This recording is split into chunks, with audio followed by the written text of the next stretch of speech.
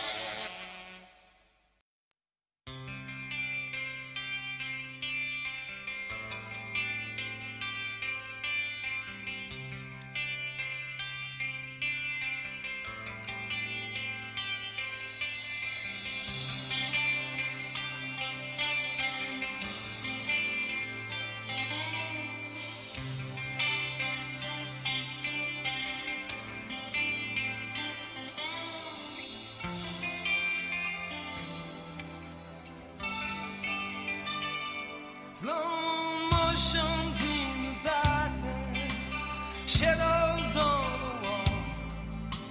Light shines on the heaven, light shines on the moon. Treason in the heart and fire. Oh, she's standing by the doorway. The night is getting warm. The wind blows by the window as the music's getting low. It sure really doesn't mind. It's a love to find, girl, love to find.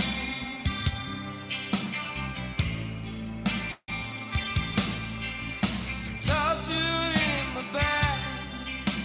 Love ain't got no lies. Companion in my heart. It's a love sacrifice. Ain't got nowhere to go. The things you left around me, the lights I'll never see. The look there in the dark, the fault I'll never feel. Baby, don't you realize I can't remember. Love was a blunder. I can't remember when you were the thunder. I can't remember when you were all I knew.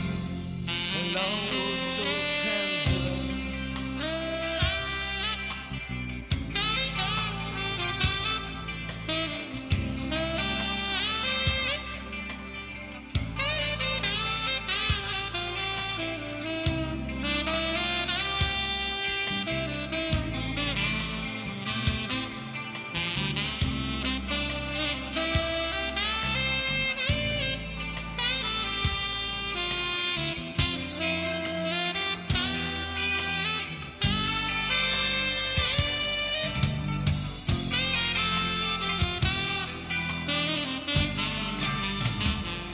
I can't remember when you were thunder.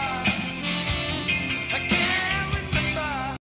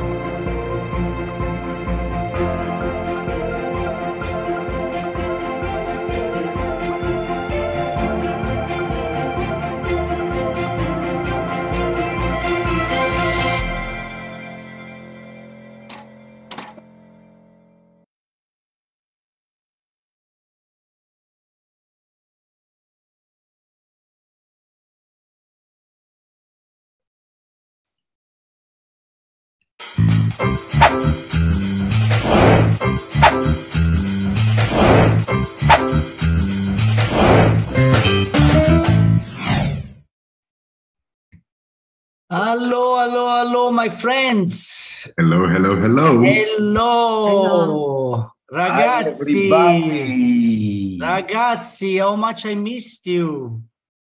You were with Emilius all the time, right? Yes, yes.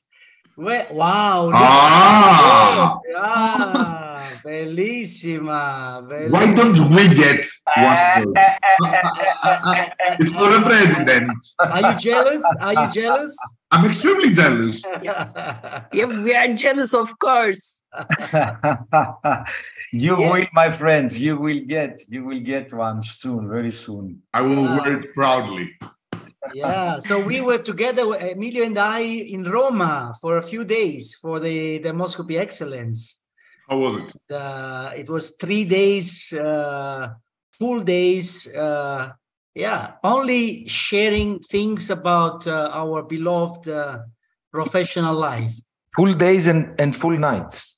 And full nights, yeah. By the way, we had 2 parties, yes. So wait, you do all the fun in the morning and then you have extra fun in the evening? Yes, exactly, yeah. And now you want to ask what kind of drugs we use. No, I want to ask why I wasn't there. Next time I will be. No, let me tell you, when we come back, it's a little bit like, you know, going back from a rock and roll concert, you know, to recover for a while. By the way, guys, and people, so you hear all the music in the introduction. It's all from Zeppi's concert, right? From Zeppi's band. So if there is any producer in the audience, please contact Zeppi. Interested to discover a young talent. A young talent, exactly. Invest now that they are not famous yet. That's a great opportunity, my friends. Thank you, Konstantinos. That was brilliant. Thank you, Konstantinos, to make it clear that I'm still waiting for my your opportunity. real development. Your boom. Ragazzi, forza, question of the week. Let's see. Oh, scalp melanoma is typified by worse prognosis, better prognosis, similar prognosis to trunk melanoma. What do you think? Maybe we will speak about scalp melanoma, don't you think? It looks like. Yeah, maybe. Yeah. Maybe. Let's see how are the voting going. Where are the yeah, worse prognosis, 69%, better prognosis only for 6 and similar for 24. Okay. So yeah. Okay. So it's my task to start with the paper of the week.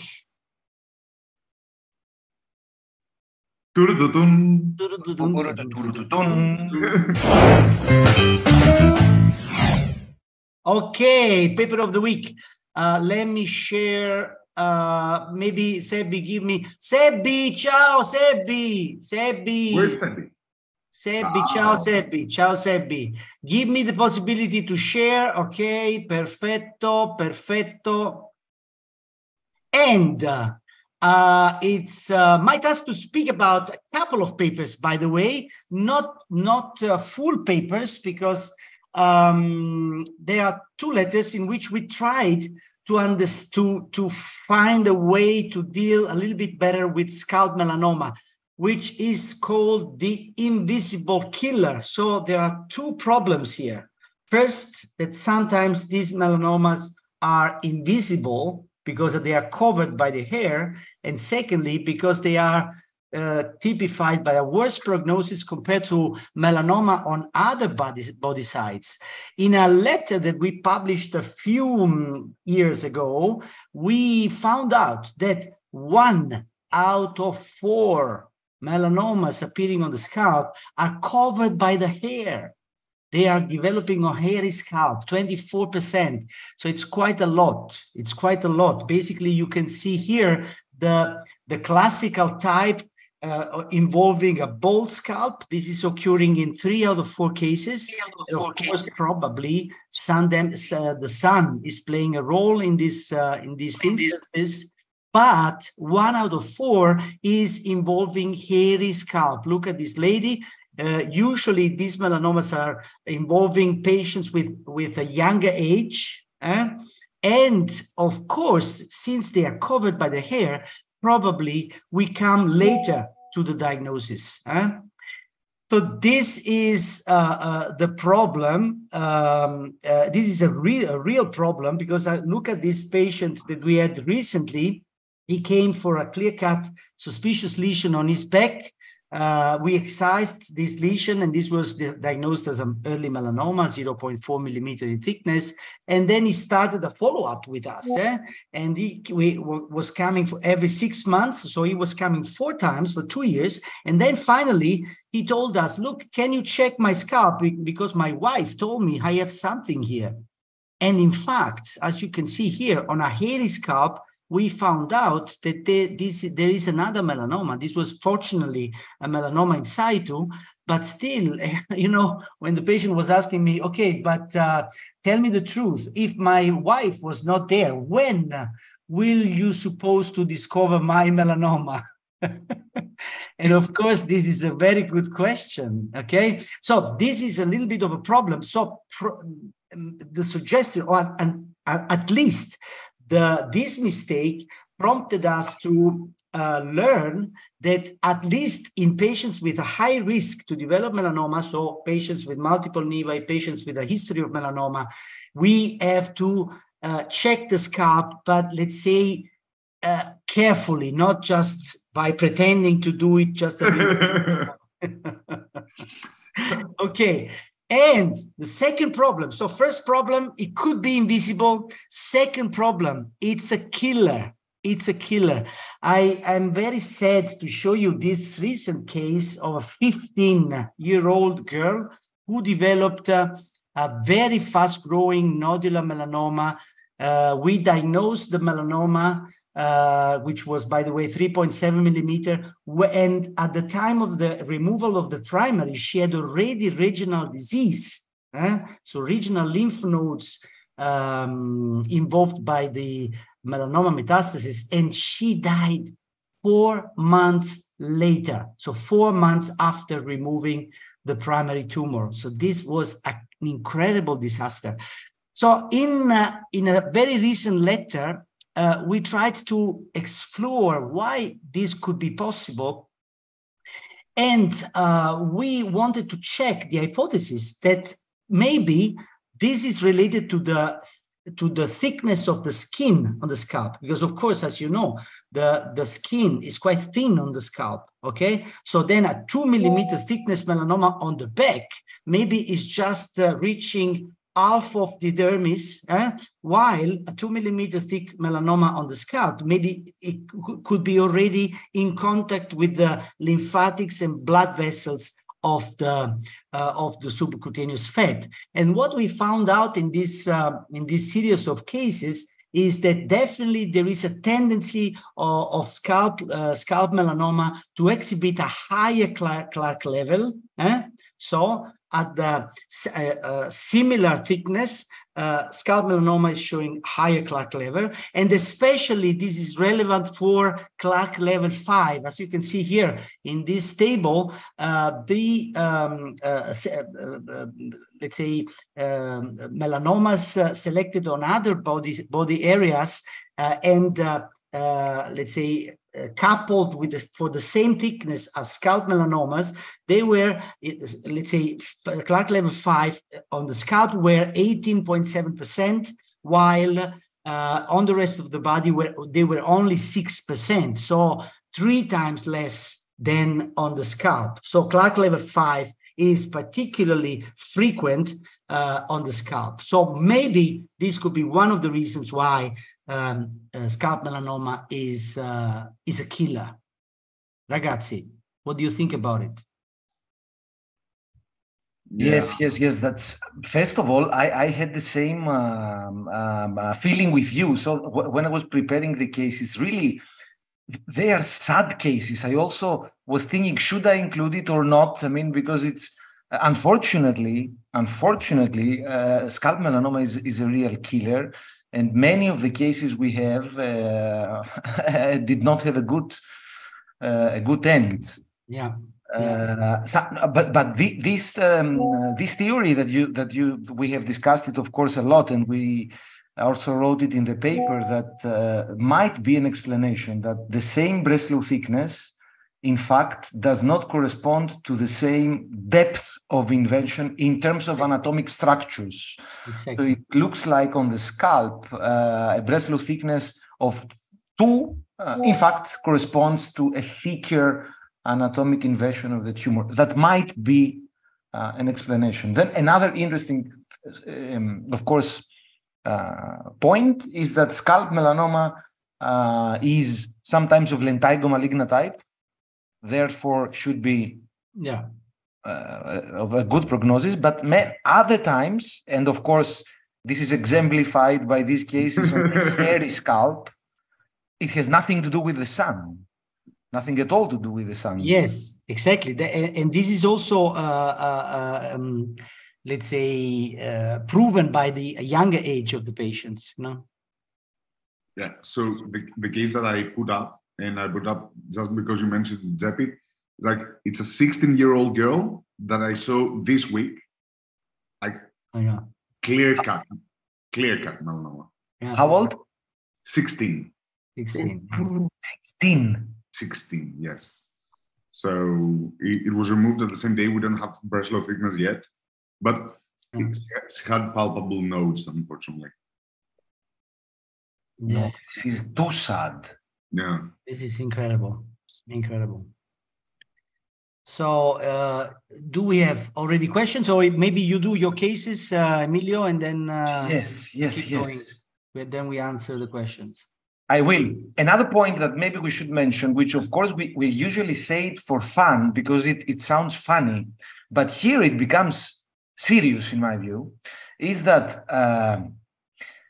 we have to involve additional players in the effort to recognize scalp melanoma, because seriously, examining a hairy scalp is very challenging and maybe sometimes almost impossible within a reasonable time frame. I want to highlight that. Yes. So in addition to the wives of men, which always help, unfortunately, the opposite doesn't work so well. And I think that there is an additional player in this game. And I'm speaking, of course, about hairdressers. And I know how it sounds. It sounds maybe strange to say that we should involve a professional category which has nothing at all to do with science, but from a practical point of view, come on, they are the ones that have access, visual access to the scalp. Konstantinos, you wanted to say something about this? No, I want exactly to highlight that. And some people also said that we should do a proper scalp examination. Yes, but in a lady with a lot of hair, it's almost impossible to see it, entirely. The hairdresser sees the scalp when it's wet, so has way better visual. And I want to ask you, what percentage of the scalp melanomas you have found were sent by a hairdresser?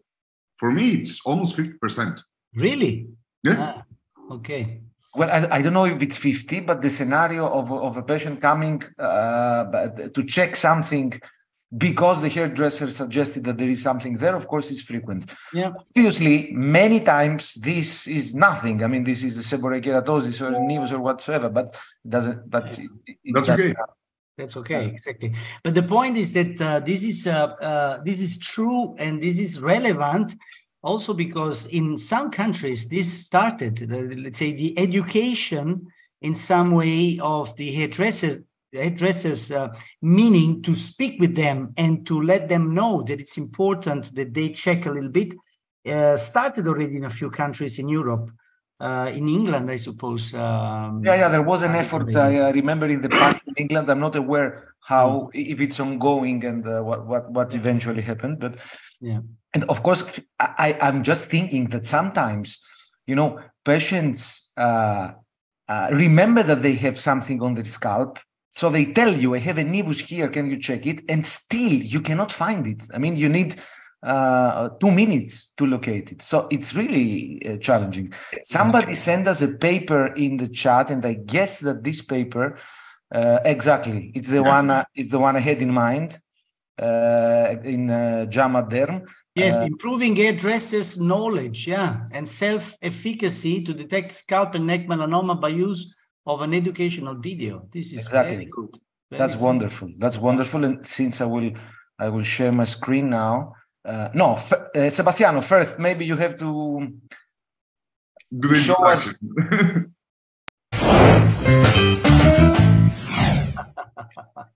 Wonderful. So since I will share my screen, I will also show this paper that was sent by whom? By N. Kapuro. Thank you. So that's the paper, research letter in JAMA Derm published in February 2018, which presents the effort to educate or improve knowledge, as correctly the author state, improve knowledge of hairdressers by the use of an educational video. So in my view, this is to the point. This is an effort to the point, and sooner or later try to work on this as systematically as possible. Now, unfortunately, also my cases are not happy. There is an additional problem on the scalp. It's not only the presence of the hairs. It's not only the fact that the prognosis is anyhow worse as compared to other anatomic sites. It's also that scalp melanoma, and I'm sure that you all agree, often clinically looks quite a lot like seborrheic keratosis. So there is a significant proportion of scalp melanomas with a quite hyperkeratotic surface that clinically make you instinctively think first of seborrheic keratosis. So that's an additional risk that we should keep in mind, and not forget to examine with our dermatoscope always. Okay, everything we should examine with our dermatoscope in general, but special attention on the scalp, on lesions looking like seborrheic keratosis. This is just one example. Of course, in this particular example, there are the satellite lesions that might be, of course, helpful. But come on, guys, look at the surface. It also looks like having comedal-like openings. Yeah, it's impressive. From a clinical point of view, of course, if you apply your dermatoscope, then it's okay. Yeah. It's feasible, absolutely feasible to conclude that this is not a seborrheic keratosis. There are globules, brown globules, there are white shiny lines. It's feasible. The risk is that you don't apply your dermatoscope because it really looks like a seborrheic keratosis. So let's see a few more cases with your help, if you like. Scalp. This is the scenario in which there is no problem to examine the scalp. We can do it. Yeah, it's feasible to examine the scalp. So what do you think? Seborrheic keratosis, okay? But we should look at it with our dermatoscope. Then see what we see here, and then it's okay. We can dismiss. And with non-polarized, even easier. Even easier. Okay, wonderful. Look at the next one. Clinically, dermoscopy, is it a SEPK? No. It's not a seborrheic keratosis. So at the moment that we will apply the dermatoscope, most probably we will be able to take the correct decision. But the point is to do it. The point is to apply. Was this a lentiginous one? This is a rather lentiginous one. This is probably lentigo-maligna-like. Look at the, I want to mention the difference of the follicle size comparing this case from the previous one. This is extremely nice as, you look at these follicles, they are very large. while in melanoma, they are becoming smaller. Tiny. Yeah. And with non-polarized, it becomes more evident that the colors are not only brown and black as you think they are with the polarized light, but there is also gray color because the cells are a little bit in the follicular epithelium, so a little bit deeper. Wonderful. A few more examples clinically, dermatoscopically. This is tough. Challenging. Non-polarized, please. I would say it's a SEPK, but based only on this information, a biopsy should be mandatory. Wonderful. Unfortunately, I don't have the non-polarized. Okay, but yes, this is anyhow an ugly, a little bit ugly seborrheic keratosis. Okay, next one. That's the clinical. This is dermoscopy. Is this a seborrheic keratosis? No. No, and we can do it. No. We can say that it's not a seborrheic keratosis, but we have to put our dermatoscope. If we do it, then it's feasible to say that this is not seborrheic keratosis. Although clinically, it looks somehow quite a lot like a seborrheic keratosis. So this happens frequently on scalp melanoma. If the second group of three cases that I have here are sad, and they highlight what Jeppy said, that scalp melanoma frequently has a bad prognosis and we have to face problems, significant problems. This is an excised scalp melanoma. You can see the graft, and also you can see a small black metastasis. Yeah, that's a satellite. So this is already stage 3 melanoma. And scalp melanoma is the melanoma location which is more frequently complicated with the presence of satellites. So it becomes immediately stage 3, even without without metastasizing to the regional lymph nodes. On the scalp, this is not rare. Unfortunately, I have another even more sad example to show you. Here you can see some tiny lesions that can easily be overlooked. Here is the close-up of the biggest of them. And you see that dermatoscopically there is a quite homogeneous pattern, also with some vascular component. Even worse, the small one. Look at the small one. That's impossible. Yeah. Where is the primary? Here is the primary. On the other side of the scalp is the primary, and you know, here there is another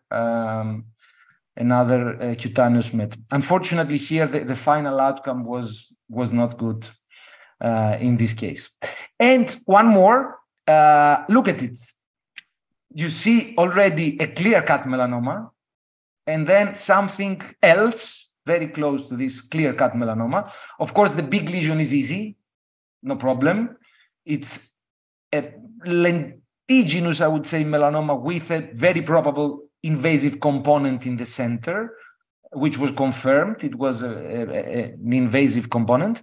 The strange thing is that this was just 0.5 millimeter of Breslow thickness, and already there is this satellite metastasis. So was this interpreted by the pathologist as a satellite or as a part of the primary? This was interpreted as a satellite by a good pathologist, by Matthews, you know him. And of course, this was correct because then we excised everything and we are about to start adjuvant treatment. But during making the procedure for the adjuvant treatment, already there is another satellite metastasis that you can see here. So this is, hopefully everything will be okay. We also excised this one, but you see that there is a dynamic in this disease. Last one, again, extremely sad. A very young woman with a history of melanoma on the leg, presenting with this nodule on the scalp, which is hyperkeratotic again. I mean, clinically, don't tell me that you don't think about seborrheic keratosis most probably. Of course, then when you apply your dermatoscope, you question the probability of a seborrheic keratosis because there is this blue color combined with white. At the periphery view, there are also vessels which are not really the vessels of a seborrheic keratosis. So again, this was a metastasis from the melanoma. So I know that these are there are a not few so questions, happy cases for the happy hour, but this is what it is. Yeah. Could scalp melanoma be related to sunburn of scalp in infancy before significant hair growth? I don't know. Maybe not. I don't think so. No. But nobody knows. If the same breast slope on the scalp has different Clark level to elsewhere on the body, then why is breast slope level found to be a better indication of melanoma prognosis than Clark level overall? In fact, in our letter, that's what we suggest. Please consider Clark level as still a good indicator of prognosis considering scalp melanoma, in relation to scalp melanoma. So this was exactly our suggestion. Yeah. Have you ever seen a melanotic melanoma on the scalp? Of course. Of course, yes. Of course, yes. Of course, yes. Scalp melanoma, what is the percentage arising from a pre-existing nevus? That's a very good question, and I'm not aware of data on this particular location for this particular question. We have data for acral sites, we have data for nails, but for scalp specifically, I am not aware if there is the answer to this question. I can only give my estimation, but this is just a personal opinion. I think it's very rare. Me too. I also to have a scalp melanoma on a pre-existing nevus. Yeah. From my experience as well, very, very low, but I don't know the number. Can hair... I'm going to present you one. Okay, good. One, yeah. Can hair extension application induce scalp tumors and melanoma? You mean the extension, so the cosmetic procedures? I don't think so. I'm not aware exactly of how it's done, but I think it's just extra hair that you tie, right? Exactly. So, what's the part of hypochromic, achromic among all scalp melanoma? So, how many melanotic scalp melanoma you see on the overall amount? Maybe the same, 10%. Well, much less than 10%, 3, 4, 5%. Mm-hmm. I would say. Scalp melanoma vs lentigo maligna melanoma in scalp regarding dermatoscopic features. That's a good point. We didn't mention it too much, but there are data supporting that scalp melanoma, in fact, does display criteria that we also see in lentigo maligna. By the way, we saw them in several of the cases, but not exclusively. So in scalp melanoma, we also see criteria that from melanoma of the trunk. So you see also network, you see also regression, we see also blotches, and of course, blue color when it becomes more invasive. So it displays rather a combination of criteria, follicular criteria, lentigo maligna criteria, so follicular mainly, but also classic melanoma criteria combined somehow. Yeah. And does skin coloration play a role in scalp melanoma, younger patients who are not bald? So fair skin type is always playing a role, definitely in my view. But let's say, in my view, it's much less than on the rest of the body, on the trunk. It's more or less the same. Well, I don't know. Maybe much less. I would compare scalp melanoma to acro. No, but even not, because Asians do not have too many scalp melanomas. Mm-hmm. So maybe, it's still playing a role. It's a different beast than trunk melanoma or acral melanoma. It's an entity of its own, I think. Yeah. Scalp melanoma more common on bald skin versus non-bald scalp. Yes. 3 out of 4, fortunately, are involving bald scalp. Yeah. according to your example on scalp melanoma, on scalp melanoma has a high percentage for satellites, and moreover, it's fast in appearance. Yes, when dealing with a non-lentigo malignant type, fortunately, there are some lentigo malignant type melanomas occurring on the scalp, and these are much more lazy, much more slow than the other ones. Would you excise the whole lesion or just a small biopsy? Well, I mean, if you mean for diagnosis, depends on what kind of lesion you have in front of you. If the lesion is very, very large, for diagnostic purposes, you might first select to biopsy. In terms of therapy, of course, excise the whole lesion out of any question. And do you think that media-like cysts described sometimes in melanoma can be distinguished by the cysts found in seborrheic keratosis? Well, a media-like cyst is a media-like cyst, is a keratin mass in the epidermis. So, of course, what is different theoretically is that in seborrheic keratosis, usually there are multiple media-like cysts, not only one, and combined, of course, with the other criteria. While in melanoma, this should not be the case. I mean, even if there are some signs of keratinization dermatoscopically, they should be minimal and combined with melanoma criteria. Clinically, the overlap is extreme in my view. Dermatoscopically, it's much better, usually. We can tell them apart. Which will be the correct way to treat children with multiple congenital nevus on the scalp? Follow up. Yeah.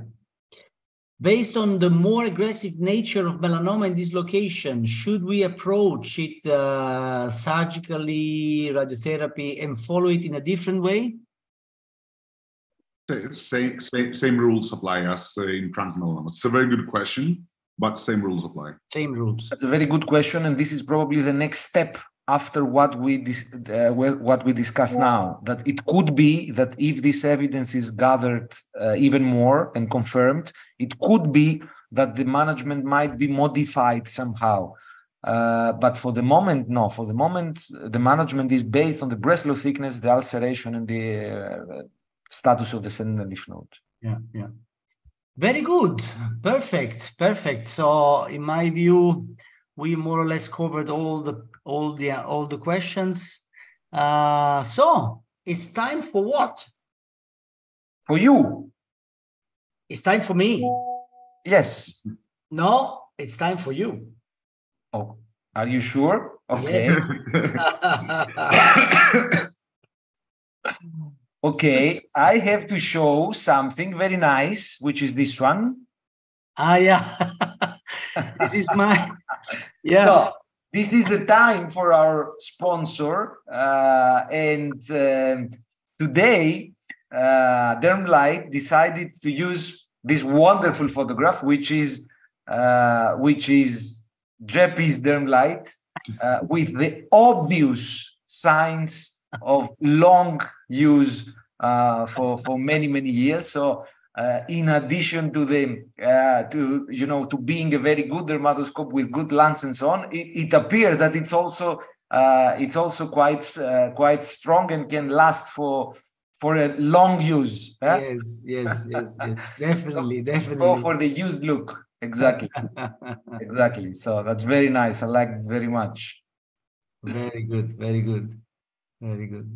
Wonderful. Okay. So it's time for what? It's time for Sebi. Facebook. Lisa. I'm coming. Okay. Where is my slides? Emilio, I'm sorry. Are you drinking Coke? Are you sick? I'm a bit. Yeah. Just didn't have time. Okay. Yeah.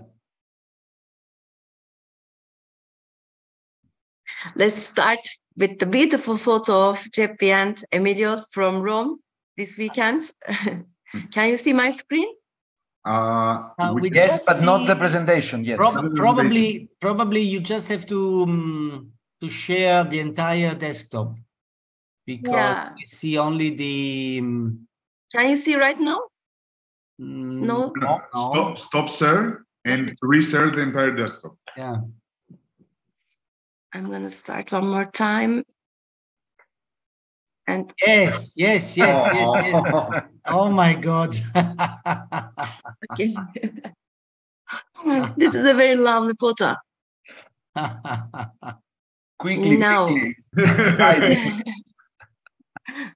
Okay, let's start with the first case. And this is a scalp, and it's a clear-cut melanoma. Yes. As you can see. And he has lots of metastases. Exactly. Yeah, over the skin. And the surgical department didn't want to excise these lesions, and BRAF inhibitor and MEK inhibitor was started as a therapy. And this patient came to me at the beginning of the pandemic. And these lesions didn't resolve with the BRAF inhibitor and MEK inhibitor. And I performed cryotherapy to all these lesions, and they're all gone, as you see. Nice. And this is the third year. Yeah, all gone. Let's have a look at. Here's the primary. The primary was excised. Yeah, you can. No, it wasn't excised as well because it was too large, and he has lots of metastases around. And they said that let's start with BRAF inhibitor and MEK inhibitor because he has also lymph node metastasis. And at the third month of the therapy, these lesions didn't resolve. And they still do not want to make a surgery. And I made a surgery with a cryotherapy. It was also a very the primary destructive one. Wow. Yeah. And I performed 3 cycles of cryotherapy for 90 seconds. And there were lots of large ulcerations around. And this is the end of 6 months. And now he is still in remission. And the therapy was given for 1 year. Fortunately, there's still no metastasis, and 3 years passed and no lesions around, as you can see. The treatment was... Cryotherapy can be an option in combination with immunotherapy. Absolutely. The treatment was continued, the BRAF inhibitor. Only 1 year. Only 1 year. 1 year. Wow. At the end of the first year, the lymph node metastasis was not observed, and PET-CT was totally normal, and they planned to stop the therapy. And I just follow up the patient, and of course, he's also going to the oncology. There's still no metastasis. He is in remission, and I'm following up. So the result is good with the cryotherapy. But I mean, melanoma is, guys, so I mean, fascinating, unpredictable. Yeah. I mean, the most crazy things.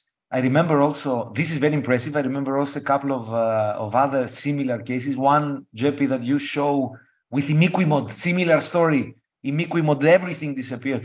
Of course, these are exceptional cases. Unfortunately, this is not the case. There is a question if it's possible that after immunotherapy, not immunotherapy, targeted therapy, only targeted therapy. Only melanosis remained and it responded to cryotherapy. I understand the question. So, you cannot exclude that the combined use of the BRAF inhibition and the local destruction had a synergistic effect. This is definitely the most reasonable explanation. Yeah. Yes. Yeah.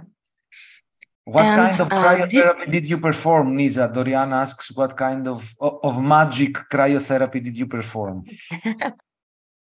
Classic cryotherapy. All dermatologists have. A strong one. Yeah. A strong one. Yeah, a strong one. But it was very destructive. There was a large ulceration, and the healing took almost 2 months. The result is amazing, really. Absolutely. But this is an exceptional case. And this one is very interesting because this lesion was arising on a nevus. The patient said that she had a congenital nevus on the scalp, and suddenly in 3 months became like this. It was ulcerated. There was lots of hemorrhage over the surface. And here is the dermatoscopy. It was a terrible one. And it's a clear-cut melanoma. As you can see here, you can see the pigment here. And breast of thickness was 7 millimeter here. Lots of mitosis, ulceration. And the patient also died in 3 months time. So it's another exceptional case which arises on a dermal nevus, congenital nevus on the scalp. And pathology also confirmed the pre-existing nevus in the pathology report. Okay. Now, in melanoma, there is a question. In melanoma metastasis, do you normally excise mets with narrow margins given adjuvant immunotherapy is given? Okay, when possible, when feasible to excise the mets, then yes, why not? But of course, it's obvious that when you have metastases, it's almost sure that even if you excise the ones that you see today, sooner or later additional metastases will appear. But if feasible, yes. If feasible, yes. Yeah. Why not And TVEC therapy? A nice comment from Adrian. Very nice proposal, Adrian. But TVEC is not available in many countries, including mine, unfortunately. I don't know in Turkey also. Nisa, do you have TVEC? which one, Emilios? I missed the question. TVEC, the virus. No. We don't have. Yeah. Talimogen lama. I don't remember now the. It's vaccinia virus differentiation. Yeah. And this is a case from Facebook. And what's your diagnosis here? BCC. BCC, perfect. Sometimes Hopefully. BCC can be a great mimicker of melanoma on the scalp, and you can see here tumor islands and large ulceration. But it really looks like a melanoma, nodular melanoma. And another case, what do you think it is? Melanoma. Yeah. Or seborrheic keratosis. yeah. Or actually, yes. So seborrheic keratosis, right? Yeah. No, it's a Bowen's disease, a pigmented what? Bowen's disease. You can sometimes segmental radial lines can also be observed in Bowen's disease, and the patient has a dark skin type and lots of actinic keratosis around, as you can see. I just show you a small part of the lesion, head, scalp, but you can see the sun damage around, and this was a Bowen's disease, pigmented Bowen's disease. Yeah. But many times, Nisa, when you show cases of, I always remember pigmented Bowen's, pigmented actinic keratosis that you show from your population, which is a little bit darker than usual. It's for me, it's always a surprise. So and this is the last question and very challenging, I think. What do you think it is? I don't think it's a blue nevus. I don't think it's a clonal SEPK. I don't think it's a melanoma. I don't think it's a BCC. Okay. Very informative, Debbie. And what do you think, Emilios? I don't know. Which one? Let me select melanoma. I will And select Konstantinos? excision. I will take it out and the pathologist will solve the question. So blue on the head is really very challenging, right? So this is a blue nevus. Congratulations, Jeffrey. Wow. Okay. Incredible. This was my last question. Wonderful. Wonderful cases. There are also. By the way, scalp. More, We didn't mention something also very important, as Nisa was saying. Blue lesions on the scalp are always challenging. I don't know why blue nevi frequently occur on the scalp. That's why this is good to see a case like this. But also, and especially on sun damaged skin of the elderly male. Yeah, and exactly. They generally say that it appeared 3 or 4 months, 4 years ago. It's a late onset. Blue nevus on the scalp. Exactly, late onset.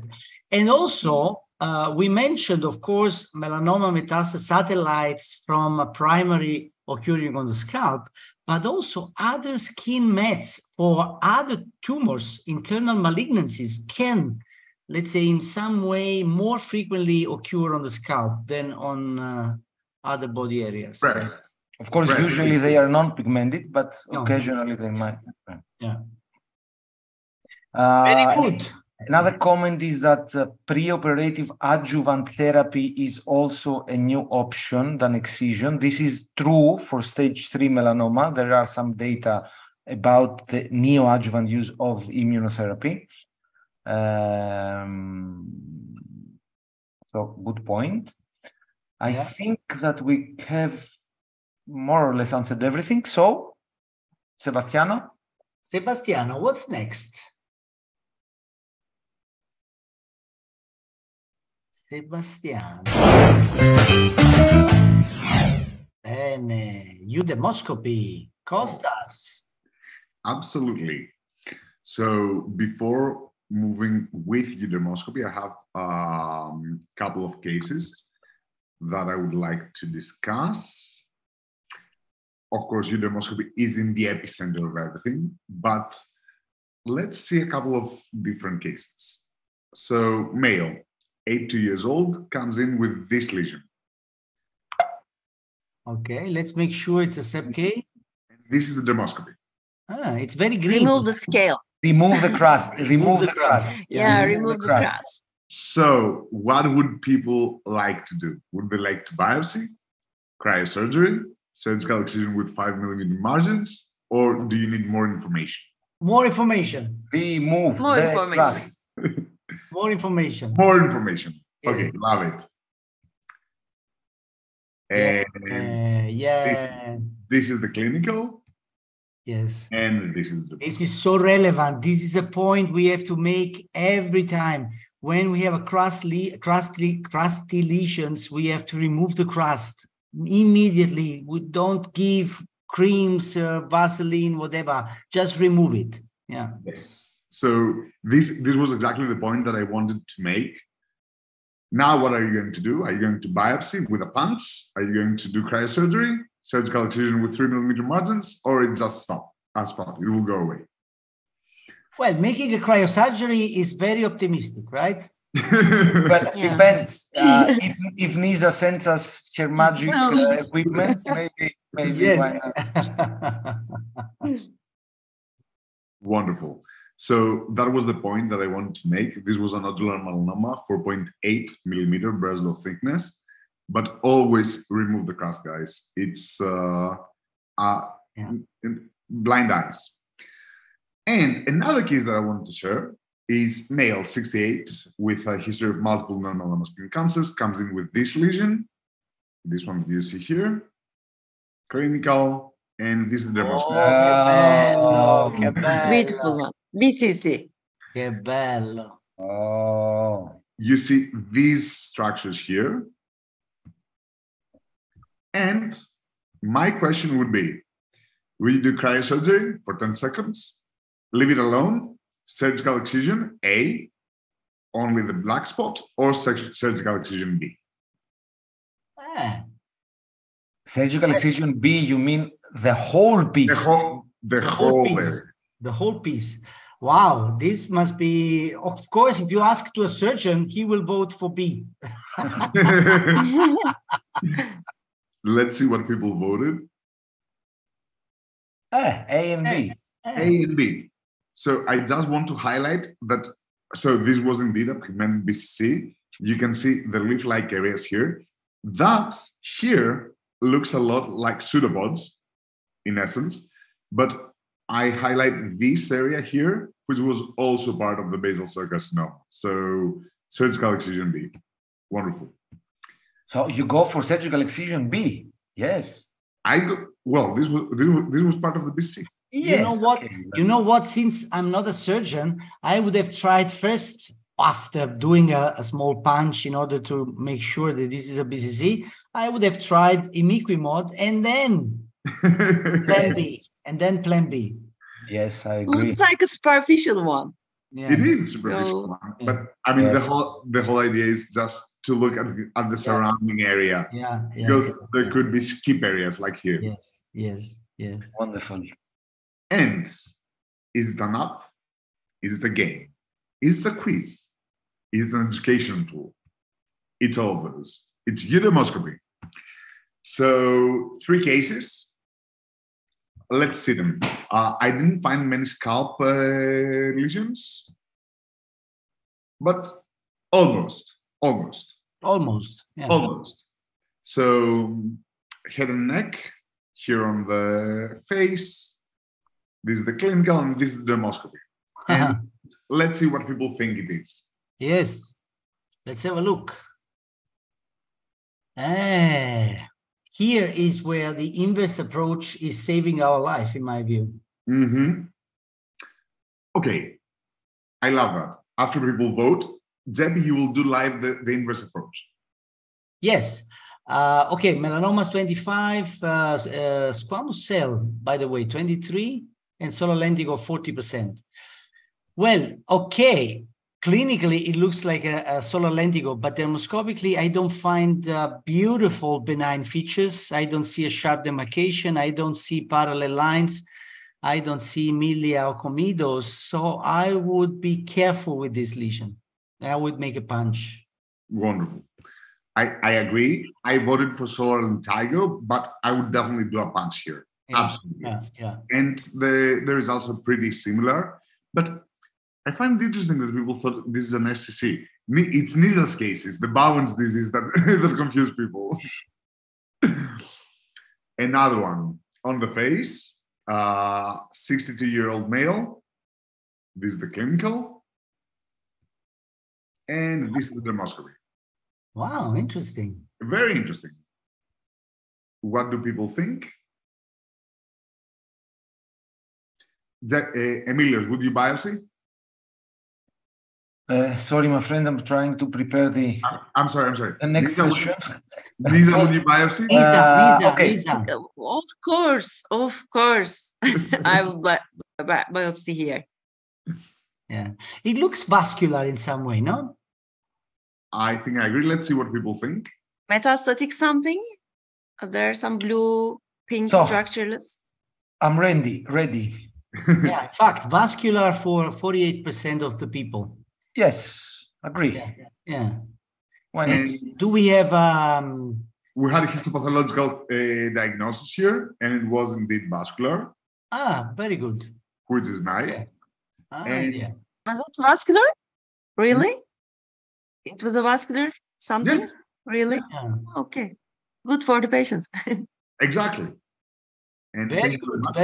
very good. Wonderful. Okay, concerning the, let's say, now we have quite a number of cases sent by our friends from the audience. So maybe already the next episode or the following could be dedicated, right, to... Probably I would say the following. So let's invite once again the people, the audience, to send us their most interesting cases, and in probably not next Sunday, but the Sunday after, we can have a nice collection of cases that we can discuss. Nice. And so we will do a live quiz in between us and the audience. Exactly. Yes. Love it. I love it. Absolutely. So send us your most interesting cases.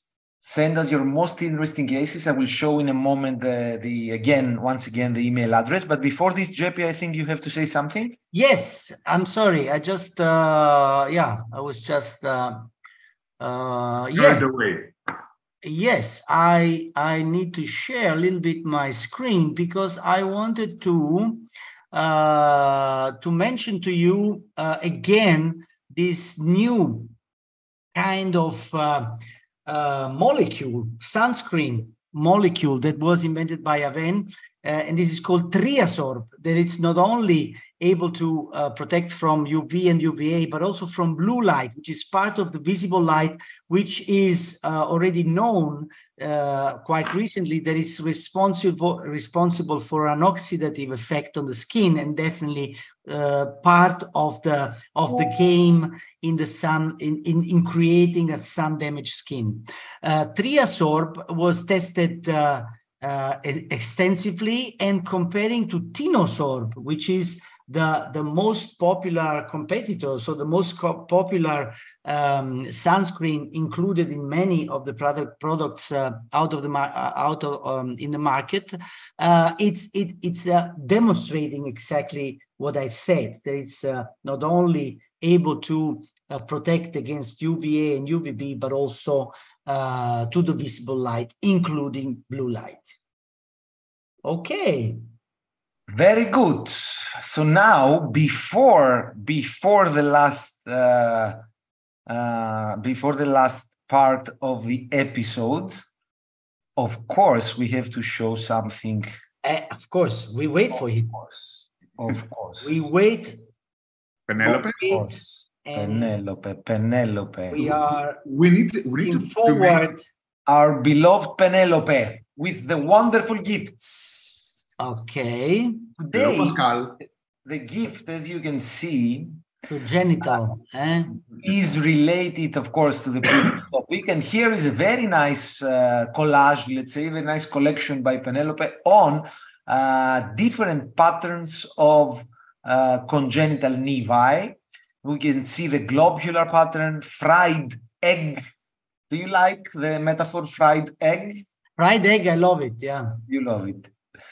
Target network, which I love very much. It's a very nice sign of congenital nevi. Cobblestone pattern, of course.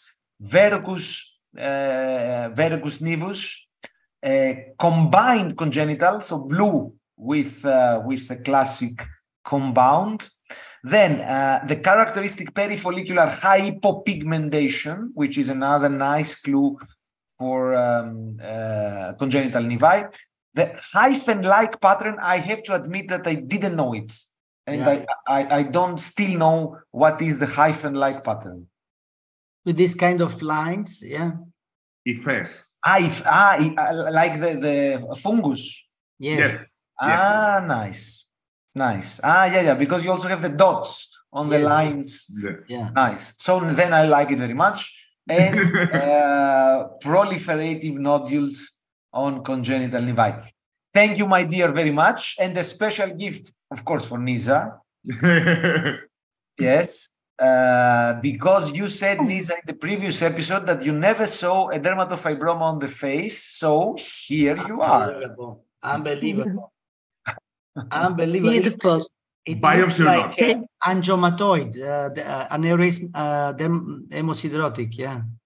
Biopsy? Yeah. Debbie? I'm not sure. I think it was biopsy. It was sent by a colleague. You can see here the name of. No. I'm asking if you would biopsy. Yes, definitely. Yeah. New lesion. Definitely. Such a unique case. Yeah, you need to make It's a sure. beautiful one. Yeah. And finally, for all of us in appreciation of our teaching, Demodex tails on cheeks under the UV. DL5. Yes, the UV mode of the DL5. Nice, huh? Really? Interesting. Wonderful. Very good. So that's the email address in which we invite you to send us your most interesting cases so that we can make a nice episode with your cases in a couple of weeks from now. Wonderful. So now it's time to say goodbye. It's time to say goodbye. Oh, come on. We are looking forward to your 5 cases. So let's see how it's going to work tonight. Of course, it's going to work. Come on. Clear. It's going to work eventually. I don't know how easily, but it is going to work. You see the pin? Yes. 837-3242 waiting for the players. Miss, are you joining? Eh? I'm seeing I'm Miss joining. doing something with her phone. It's like, are you joining to play? So, since once again I see a very slow, very slow arrival of new players, I would like to remind you not to worry about it. Even if you get a notification that you are not connected, you will be connected as soon as we will start the Kahoot. So now we have no idea why this happens, because yesterday we used the account and it worked perfectly. But yeah, anyhow, also here it works, but we just have this delay at the beginning. Yeah. We don't worry about it. We start in 5, 4, 3, 2, 1. Go. Yes, go. Yes. Episode 7 already, guys. Episode 7. Hey, time is flies. So, do you like it? I like it. Yes. Very much. You like it? Oh, beautiful. Oh, even better. So now, what do you think I'm going to ask? If this is a BCC? No. No, I don't think so. Type, subtype.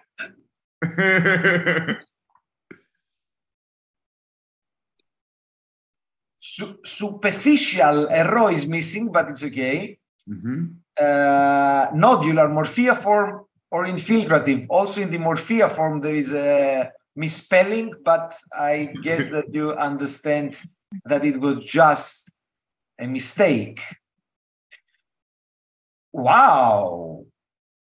We have 32 correct answers. Nodular was the correct answer. So what do we have to say? First, we can exclude superficial. So, Emilio, just to clarify, you mean you don't mean micronodular. You mean nodular. Okay. Of course, I mean nodular. That's why I wrote nodular. No, because I would have voted for an infiltrative form, because I mean There are blue clothes. it looks very multifocal. But anyway, to be honest, I would have voted for superficial and nodular. Yes, okay. There is obviously also a superficial component, but it's not purely superficial for sure, because there are blue clots. So this is a clue against superficial. And then also we know that morphiform and infiltrative are very rarely pigmented, especially morphiform is very rarely pigmented subtype.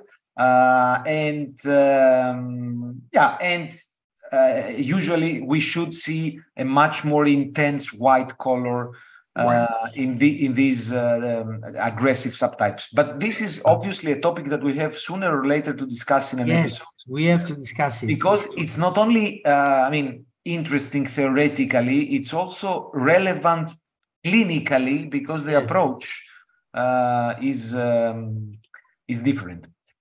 Wonderful.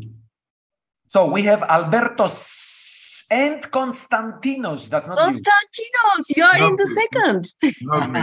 That's not you. That's not you. Okay. Wonderful. So case number 2, on the scalp. Clinical, dermoscopy. Mm-hmm. Do you want to see more? No. Enough. Yeah. Enough. Okay. And now options. So, do you think that this is a blue nevus? Do you think that this is a melanoma, a BCC, or a seborrheic keratosis? Beautiful one. Difficult. Difficult, you think, eh? Or a junctional nevus. Junctional nevus. Congenital nevus. Difficult, I agree, it's difficult, but not for 82 people who found the correct answer. Wonderful. Amazing. Wonderful. Melanoma. With a little bit of, with quite an intense folliculotropism. You see that there is intense pigmentation, especially surrounding the follicular openings. Very good. So Albertos and Konstantinos continue to lead. Radi is in the third place. Our next question is without points. It's the wine excellence. The classic Bordeaux blend is Cabernet Sauvignon, Cabernet Franc, and what? Syrah, Pinot Noir, Merlot, or Campari? Campari.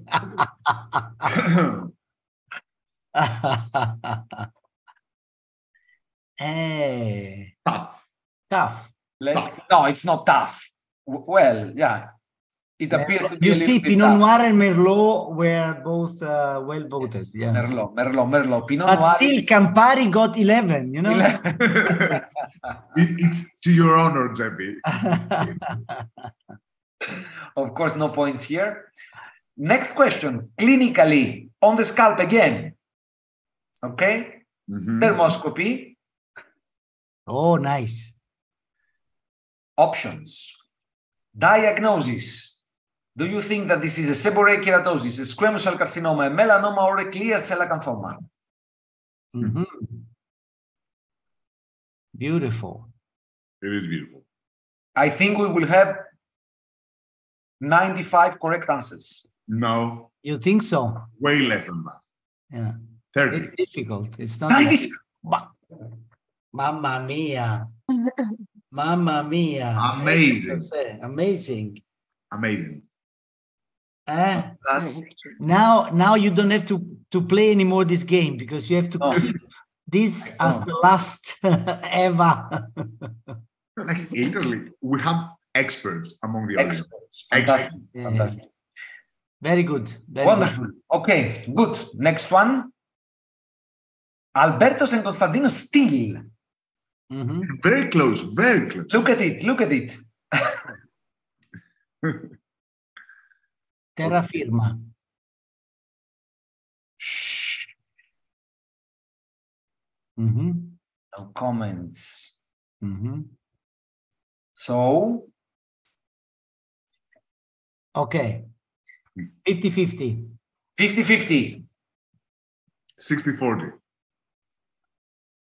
70-30. Don't you agree that this was quite an impressive seborrheic keratosis? Yeah. Wow. Yes. I Well, would- but dermatoscopically, yeah, it's of course biopsied. Yeah, So it's for right. sure a seborrheic keratosis. yeah. Quite impressive. Quite impressive. Show it again. Show it again. So Really? these are comedo-like openings in the center. Many comedolite Okay, openings. okay. Many. Yeah, okay. Emilius, what kind of biopsy did you do here? Punch or safe? Incisional. Incision. Yeah. So punch, but larger, not with a punch. Elliptical. Elliptical. Wonderful. Albertos and Konstantinos still. Wow. Next question is without Oui. points again, although this question should have points, because this is a very important Yes. question. Very important question, of course. Where is the IDS 6th World Congress of Dermoscopy in 2024 will take place? Rome, Thessaloniki, New York, or Buenos Aires? So that you all know where which travel you have to plan. Already. Yes. Bene. Buenos Aires, Argentina, 16 to 19 of October 2024. No points here. Which brings us to the last question, which is directly a dermatoscopic image. Okay. And the question for the audience is, with which light mode was this dermoscopy image taken? Non-polarized, cross-polarized. Interesting. Yeah.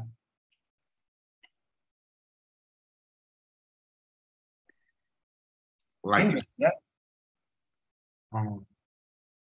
who is Konstantinos? We will see. We will see who is Konstantinos. Casey. Non-polarized. Non-polarized. Very good. Very good. Excellent.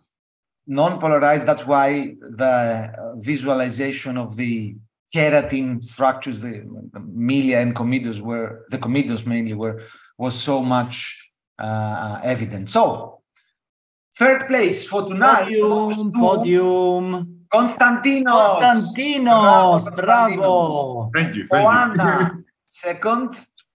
And the winner is Alberto's from the beginning till the end. Bravo, Alberto. Wow. Alberto was Wow. unbeatable. Wow. This was a very persuasive performance by Alberto. Started Very first, good. finished first. So quite Very impressive. good, very good, very good, very So good. Alberto Sticchi. Alberto, it's me. Ah, okay. I know Alberto. You know Alberto. So Of Alberto, course. show up, show up.